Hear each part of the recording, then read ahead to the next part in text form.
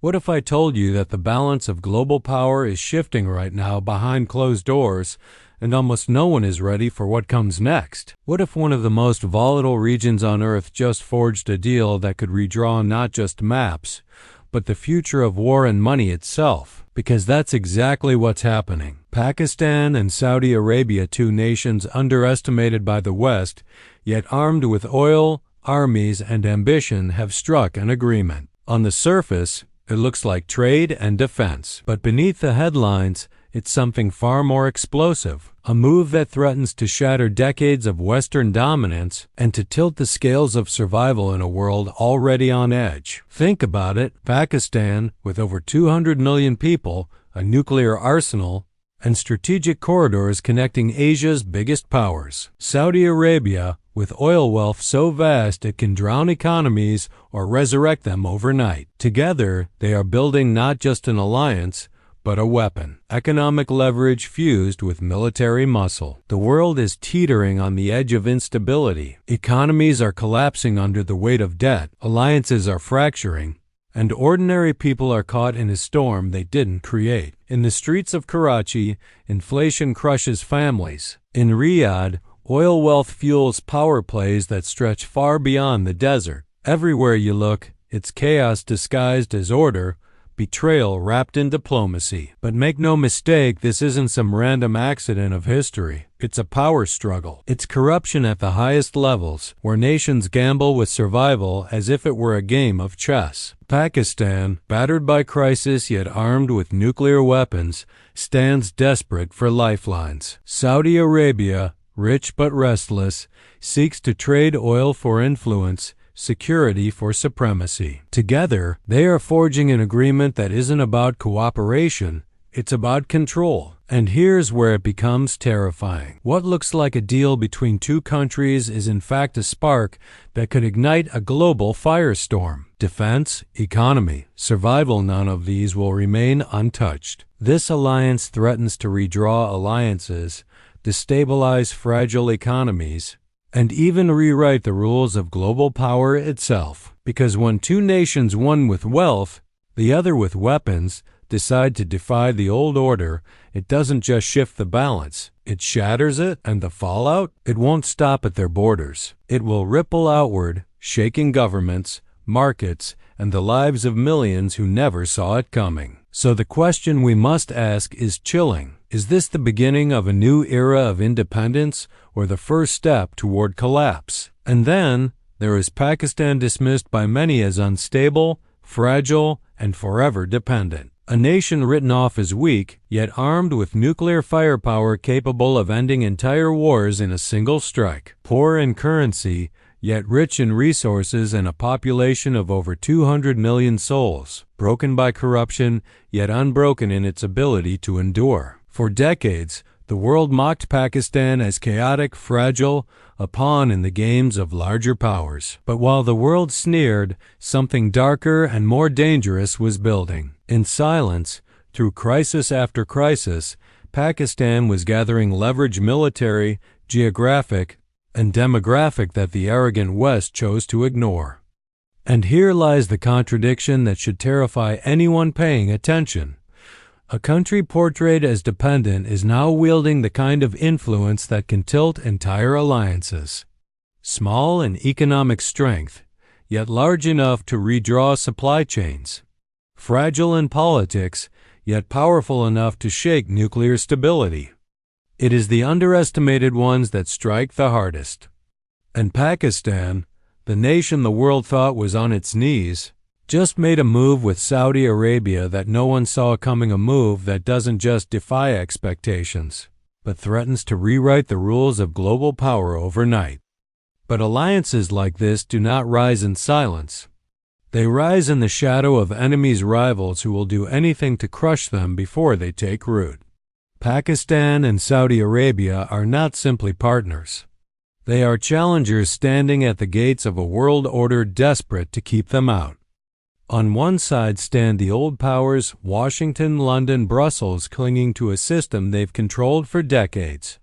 A system where oil is priced in dollars, where military aid comes with strings, where allies are kept weak enough to obey.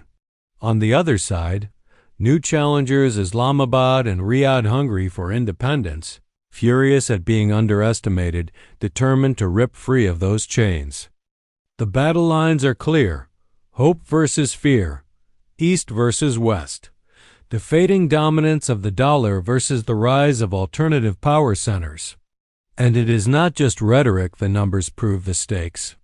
Pakistan, drowning in a $100 billion debt crisis, says Saudi billions as survival itself.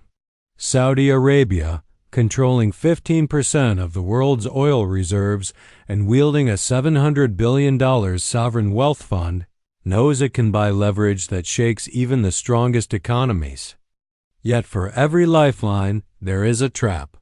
Western critics whisper of instability, corruption, collapse, painting Pakistan as a ticking bomb too risky to touch. Enemies in the region, India watching from the east, Iran from the west, see this alliance as a dagger pointed at their borders. Billions are already on the line, trade lost, contracts torn apart, sanctions threatened. The pressure isn't abstract, it's financial warfare, and every delay bleeds confidence from markets and hope from people. This is no quiet partnership. It is a collision course, a ticking time bomb where each decision could tip the world into disaster.